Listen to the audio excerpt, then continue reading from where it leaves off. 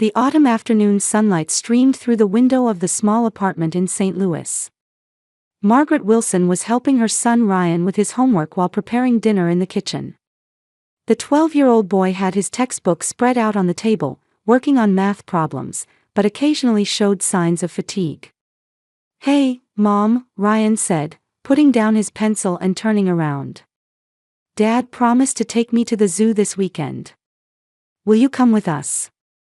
Margaret stopped what she was doing and looked at her son.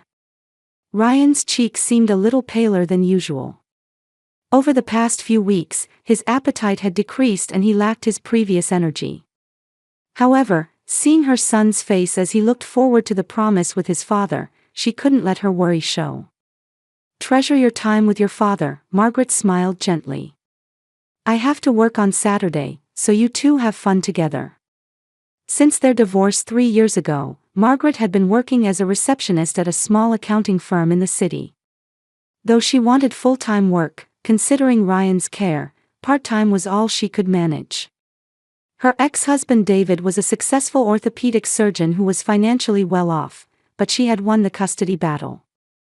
The judge had determined that living with his mother would be more stable for Ryan. Weekend visitation days were special for Ryan.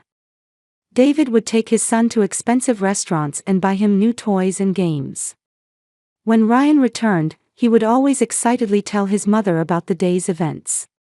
While Margaret was happy to see her son's joyful face, she had complex feelings about her ex-husband providing things she couldn't. "Are you happy being with me, Mom?" Ryan asked one evening in bed. "Of course," Margaret kissed her son's forehead. "I'm the happiest in the world. Dad lives with his new wife, but he still loves me, right? Your father loves you very much. That will never change." Ryan smiled with relief and closed his eyes. Margaret gazed at her sleeping son's face for a while. Life in this small apartment wasn't wealthy, but their time together, just the two of them, was a treasure beyond anything else. However, shadows began to fall over those peaceful days around the end of October. When Ryan came home from school, he would want to lie down immediately. He could only eat about half his meals, and his previous liveliness was gradually disappearing. "Something's wrong with my son," Margaret consulted the pediatrician. "He gets tired easily and has no appetite." The doctor conducted a thorough examination and recommended blood tests. While waiting for the results, Margaret spent sleepless nights filled with anxiety. Ryan continued to study and tried to play with friends, but in his mother's eyes, the changes in her son were clearly visible. She also contacted David about Ryan's condition. Her ex-husband, being a doctor himself, explained the importance of waiting for test results and tried to reassure Margaret. However, his new wife Jessica worked as a nurse, and when Margaret heard the two of them having professional discussions about her son's symptoms, she felt left out. On the day the blood test results came back, Margaret visited the hospital with her son. The moment she saw the doctor's serious expression, her heart began pounding violently. Ryan held his mother's hand tightly while listening to the doctor's explanation. When the diagnosis of acute lymphoblastic leukemia was given, Margaret's world changed in an instant. However, she was determined never to show tears in front of her son. Though only 12, Ryan understood the situation and smiled as if to encourage his mother. "It's okay, Mom. I'm strong." After the diagnosis, Margaret Wilson's life began to revolve around the hospital. The oncology department at St. Louis Children's Hospital became like a second home to her. When Ryan's treatment began, Margaret reduced her work from part-time to even fewer hours, prioritizing time by her son's side. Due to the side effects of chemotherapy, Ryan's beautiful blonde hair gradually fell out. To comfort her son, who was initially shocked seeing himself in the mirror, Margaret shaved her head too. "Now we look like twins," Ryan smiled softly. "Yes. The most handsome twins in the world," Margaret gently placed her hand on her son's head. About 3 months after treatment began, Ryan's condition showed temporary improvement. The doctors gave cautiously hopeful prognosis, and Margaret showed relief for the first time. During this period, David and Jessica also began visiting the hospital frequently. As a doctor, David discussed his son's treatment in detail with the attending physician and suggested seeking second opinions.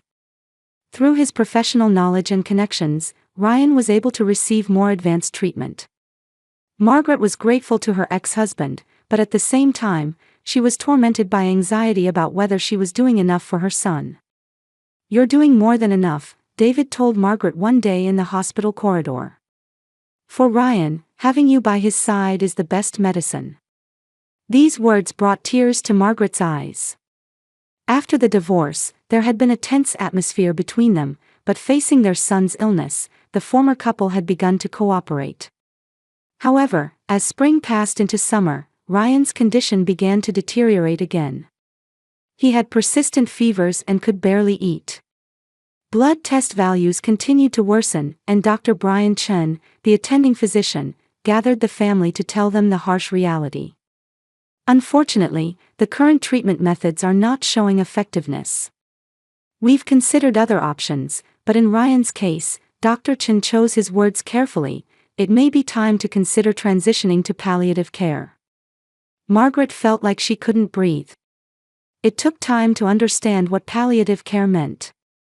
It meant giving up treatment. "There must be other methods," Margaret desperately pleaded. "Experimental treatments, overseas treatments, anything, please try everything." David placed his hand on his wife's shoulder. As a doctor, he understood the severity of the situation. "Margaret, we've done our best. Now let's think about easing Ryan's suffering." That night, Margaret spent time alone at Ryan's bedside.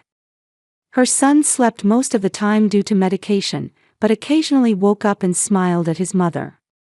"Mom, it hurts," Ryan said in a small voice. "I know, sweetheart. I'll talk to the doctor." Margaret held her son's hand. "Let's get you stronger pain medication." The next day, Margaret consulted Dr. Chen about pain control. "Please stop my son's pain. I can't bear to watch. Use stronger medication. Make it so he doesn't feel pain." The doctor showed understanding and promised to adjust the morphine dosage. However, Ryan's suffering continued. He would wake up in the middle of the night in pain, calling his mother's name, his voice echoing in the hospital room. David began visiting the hospital late on weekday nights too. Between his busy schedule as an orthopedic surgeon, he made time for his son. However, due to visiting hour restrictions and the awkward relationship with his ex-wife, the time he could spend with Ryan was limited. One day, David was checking something at the nurse's station. As a doctor, he was using his position within the hospital to access his son's medical records. The nurses who saw this understood it was a physician worried about his son as a father. At the end of August, Ryan's condition rapidly deteriorated. He became unconscious for longer periods, and his waking hours grew shorter. Margaret stayed overnight at the hospital, never leaving her son's side. "Mom, if I go to heaven, will I be able to see Grandpa?" Ryan asked in a weak voice. "I'm sure you will. Grandpa is waiting for you," Margaret answered, holding back tears. "Will you come later too, Mom?" "Much later. After you've had lots of fun with Grandpa." Ryan closed his eyes with relief. During the first weekend of September, Margaret was spending time alone in her son's hospital room. David was supposed to visit on Saturday morning, but couldn't come due to emergency surgery. Except for nurses occasionally checking in, mother and son spent quiet time together. "Mom, thank you," Ryan suddenly opened his eyes and said. "For doing so many things for me. I should be thanking you. Having you here makes me the happiest mother in the world. I was the happiest son in the world too." Those were the last words Ryan left for his mother. The 12-year-old boy quietly passed away. Margaret continued holding her son's hand, remaining in the silence where time seemed to stop. When the nurse entered the room and confirmed Ryan's death, Margaret finally accepted reality. She kissed her son's forehead and held his small body. David received the call just after finishing surgery. When he rushed to the hospital, everything was over. He stared at his son's body, deeply regretting that he couldn't be there at the final moment. On the day of the funeral, many people gathered to remember Ryan. Margaret wore a black dress, quietly treasuring memories with her son in her heart.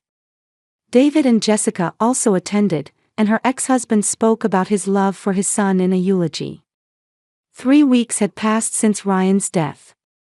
Margaret Wilson was trying to gradually return to daily life while facing the reality of her son's death. She had returned to work at the accounting firm and begun living alone in the empty apartment. On a Tuesday evening in October, Margaret finished work at 4 o'clock as usual and headed home.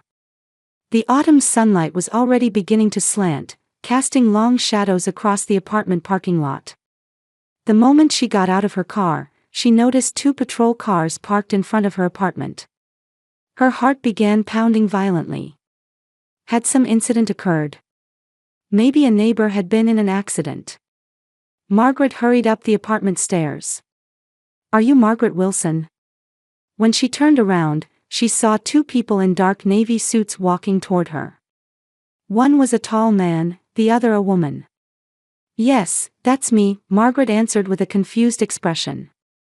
"Is something wrong?" The tall man stepped forward. "I'm Detective Harris. This is Detective Martinez. We have some questions for you. Is there some incident in the neighborhood?" Margaret looked around. "Is there something I can help with?" The 2 detectives looked at each other. Detective Harris took a deep breath. "Margaret Wilson, you're under arrest for murder." Margaret's mind went blank. She thought she had misheard. "Excuse me. What did you say?" "Murder charges," Detective Martinez said, taking out handcuffs. "The victim is your son, Ryan Wilson." Margaret felt her knees about to give way. She put her hand against the apartment wall to support herself. My son died of leukemia. In the hospital.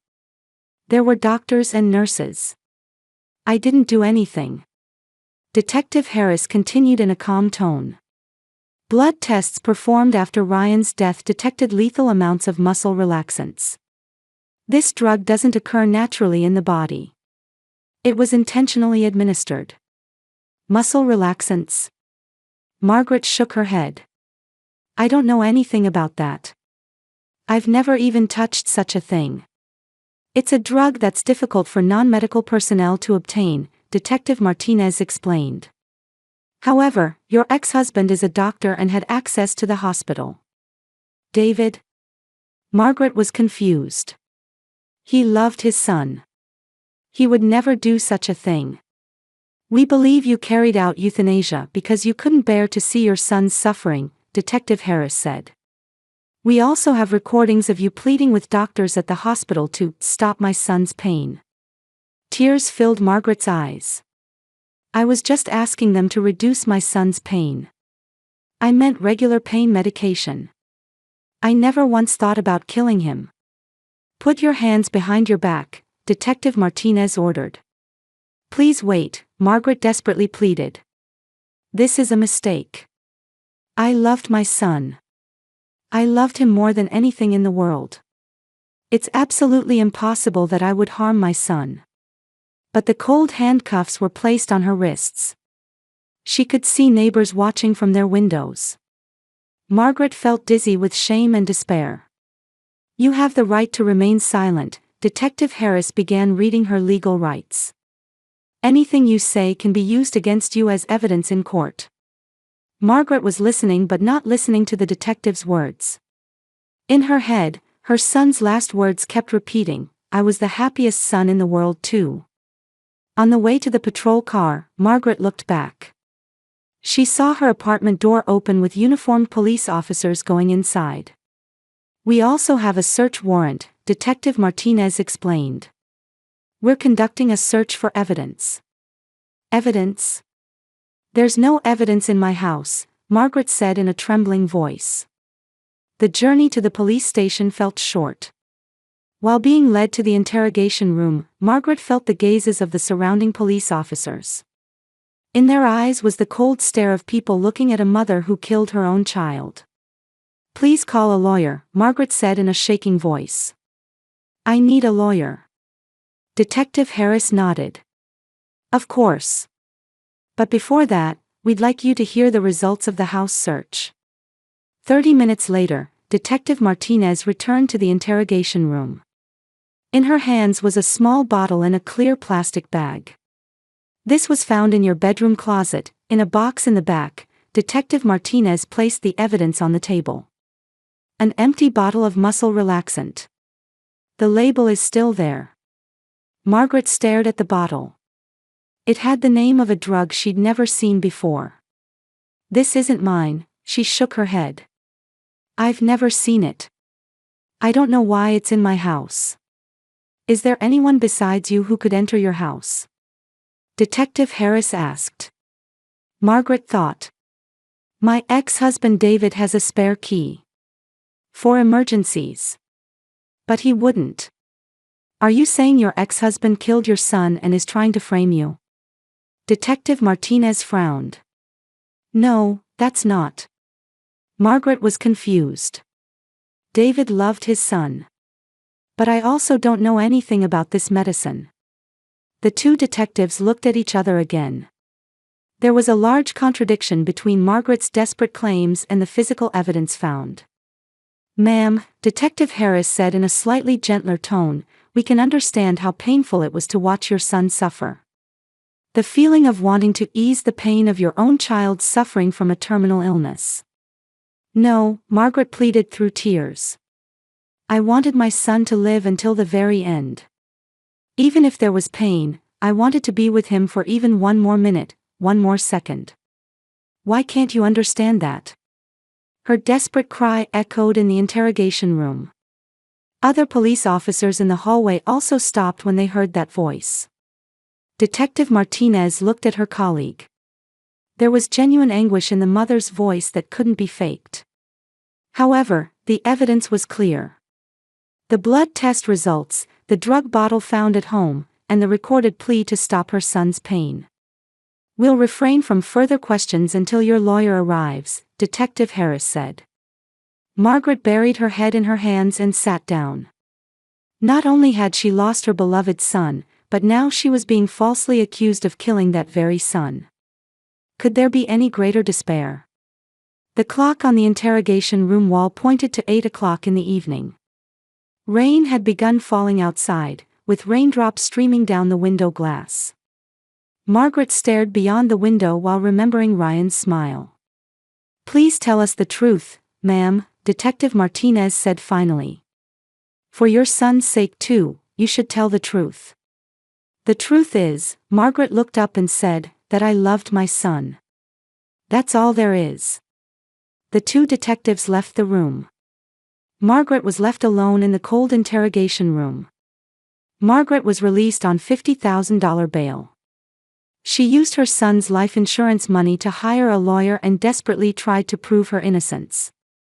Her assigned attorney was Linda Fisher, an experienced female criminal defense lawyer. "This is a case prosecuted on circumstantial evidence alone," Attorney Fisher explained to Margaret in her office. "Blood test results, drugs found at your home, and recorded statements. However, there's no direct eyewitness testimony." "I'm innocent," Margaret pleaded through tears. "I loved my son. I never thought about killing him." Attorney Fisher nodded. "I believe your words. I'm currently examining the hospital records in detail. There must be some inconsistency." A week later, Attorney Fisher made an important discovery. While scrutinizing Ryan's medical records, she found something strange in the blood test records. "Something's odd," the lawyer explained to Margaret. "The blood test that was supposedly performed after your son's death, the times recorded by the technician who performed the test and the doctor who reported the results don't match." Margaret leaned forward. "What do you mean?" "The blood test technician recorded completing the test at 3 p.m. However, the report stating that muscle relaxants were detected was written with a 1 p.m. timestamp. The post-mortem test results were created before the test was actually performed." Based on this discrepancy, Attorney Fisher began interviewing the hospital nurses. Emily Chon, the nurse who witnessed Ryan's final moments, gave important testimony. On the day Ryan passed away, his mother was alone in the room, Emily testified. His father couldn't come due to emergency surgery. But there was something strange. What was it? Attorney Fisher asked. After Ryan died, Dr. Chen immediately ordered blood collection. Normally we get family consent first, but that day was different. He said, special testing is needed. Dr. Chen said that. Yes. Also, the blood test results came back faster than usual. Normally it takes several days, but the next day we had results. Based on this testimony, Attorney Fisher began investigating Dr. Chen. Then, a shocking fact came to light. Dr. Chen and David Wilson were college classmates and continued to maintain a close relationship. This is not a coincidence, Attorney Fisher reported to Margaret. We need to investigate the relationship between your ex-husband and Dr. Chen. Investigation by a private detective revealed even more shocking facts. After the divorce, David harbored deep resentment toward Margaret. Losing custody had wounded his pride, and he felt strong dissatisfaction about the limitations on his time with his son. The detective gathered testimony from David's colleagues. Dr. David truly loved his son, but his resentment toward his ex-wife was also deep, testified an orthopedic surgery nurse. After his son died, he was bitter, saying, "Margaret monopolized my son, and I wanted to spend more time with my son." Decisive evidence was found in David's office. His computer's search history contained massive amounts of keywords like muscle relaxants, undetectable drugs, and falsifying blood tests. However, the biggest breakthrough in uncovering the truth came from an unexpected source, Dr. Chen's pangs of conscience. One night, Dr. Chen visited Attorney Fisher's office. His face was pale and his hands were shaking. "I've done something irreversible," Dr. Chen said in a trembling voice. "David was threatening me." "What do you mean?" Attorney Fisher asked. 5 years ago, I committed medical malpractice. I overlooked a patient's drug allergy and caused serious side effects. David helped cover it up. It wasn't reported to the hospital, and I was able to keep my medical license. Dr. Chen continued. David used that debt of gratitude to demand that I falsify blood test results. He said he would frame Margaret as a murderer. Why would he do such a thing? He had lost normal judgment due to the pain of losing his son and his resentment toward Margaret. He said it was revenge for monopolizing my son. I tried to refuse, but he threatened to expose the medical malpractice. Dr. Chen's confession revealed the full scope of the conspiracy. After his son's death, David had Dr. Chen create false blood test results. Then, using his spare key, he broke into Margaret's home and hid the empty muscle relaxant bottle. Further investigation revealed that David had illegally obtained muscle relaxants from the hospital's pharmacy department. He had abused his position as a doctor to falsify records and steal the drugs. The recorded statement, "Stop the pain," was also misused by ignoring the context, Attorney Fisher explained. A normal mother's words upon seeing her son's suffering were interpreted as motive for murder. When new evidence was submitted to police, the investigation took a dramatic turn. Based on Dr. Chen's testimony and physical evidence, David Wilson was arrested. At the moment of arrest, David resisted violently. "I loved my son. Margaret was monopolizing my son. I had more right to spend time with my son." His new wife Jessica was deeply shocked by her husband's arrest. "I can't believe it. David's love for his son was real. But I had no idea his resentment toward Margaret was so deep." After learning the truth, Jessica immediately began divorce proceedings. "I don't want to be seen as an accomplice to murder. Besides, what he did is unforgivable." The murder charges against Margaret were officially dropped. However, the wounds to her heart ran deep. Not only had she lost her beloved son, but she had been falsely accused of killing that very son, and the conspiracy had been orchestrated by her ex-husband. "Why did David do this to me?" Margaret asked Attorney Fisher. "We were supposed to be cooperating when it came to our son." "Resentment and grief can drive people insane," the lawyer answered. "He turned the pain of losing his son into revenge against you. It's behavior that can't be explained rationally." David was charged with perjury, tampering with evidence, and illegal use of drugs. His medical license was also revoked, and a long prison sentence was virtually certain. Dr. Chen was also charged with falsifying medical records and perjury, but considering that he had turned himself in and the circumstances of being threatened, he received a suspended sentence.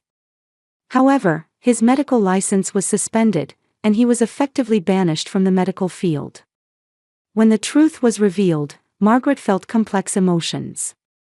Along with the relief of being proven innocent, she was devastated by the reality that her son's father had harbored such hatred toward her. "Ryan," Margaret murmured toward her son's photograph. "Your father was sick. I think his love for you was real. But that love went in the wrong direction." A year later, Margaret was visiting the cemetery where Ryan rested. The small gravestone was inscribed with, "Beloved son Ryan Wilson, thank you for your angelic smile." She placed a bouquet of white roses at the grave and sat down quietly. "Ryan, how are you doing?" Margaret spoke gently toward her son's gravestone. "Mom is receiving counseling now. After that incident, I couldn't sleep well. But I'm getting better little by little." The autumn wind caressed her cheeks. Margaret quietly reflected on her memories with her son. The hospital stay, his last words, and the nightmarish days that had befallen her. David received a 3-year prison sentence for perjury and tampering with evidence. His medical license was permanently revoked, and even after release, he could never work in medicine again.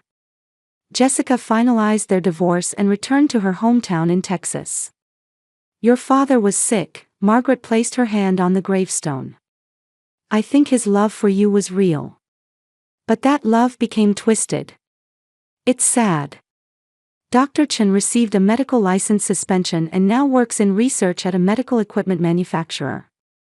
After the incident, he sent a letter to Margaret. "I did something irreversible and am deeply sorry. I sincerely apologize to you and Ryan." Margaret wrote back to that letter. "You were also a victim.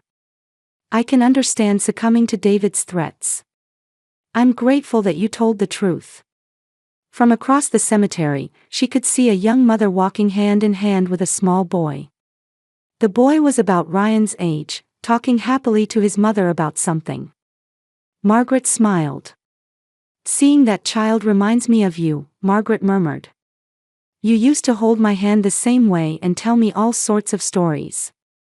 After the case was resolved, Margaret received support from many people. Her colleagues at the accounting firm welcomed her back warmly, and the apartment residents continued to treat her the same way. Most of all, encouraging words from the hospital nurses who had fought alongside her during her son's illness touched her heart. "Ryan's mother's love was genuine," said Nurse Emily. "That child was able to remain peaceful until the end because his mother was there with him." Margaret also found a new job. She helps with counseling for parents of sick children at the Patient Family Support Center at the Children's Hospital. She wanted to use her experience to support people in similar circumstances. "Another new family came today," Margaret reported to the gravestone. "A 7-year-old girl got leukemia, and her mother is very worried. When I told her about my experience with you, she felt a little better." The setting sun began casting long shadows across the cemetery. Margaret stood up and gently stroked the gravestone. "You taught me what a real parent is," Margaret smiled. "It's not blood relations or financial resources. A real parent is someone who can stay with their child until the very end." "Mom, thank you." In the sound of the wind, she thought she heard Ryan's voice. Margaret took a deep breath and left the cemetery. On the way home, she remembered her promise to her son. Much later, After you've had lots of fun with Grandpa. Not yet. Margaret still had things to do. She needed to pass on to others the meaning of love that her son had taught her. In the car, Margaret hummed a tune. It was a lullaby that Ryan had loved. Her son always used to beg, "Sing that song." "Ryan, I love you," Margaret whispered toward the sky. "Forever." In the autumn evening sky, a single star began to shine.